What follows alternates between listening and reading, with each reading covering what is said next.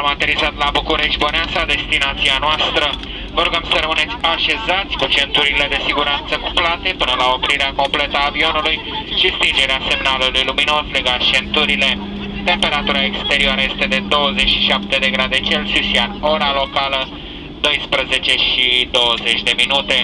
Domnul comandant Ciopănuiu Dominic și echipajul său vă spun la revedere. Vă mulțumim că ați ales compania Blue Air și sperăm să vă revedem curând.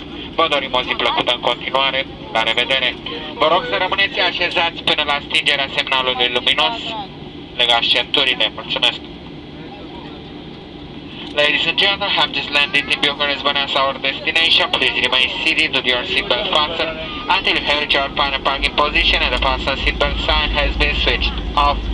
The outside temperature is 27 degrees Celsius and local time here in Bucharest 20 minutes past 12 o'clock p.m.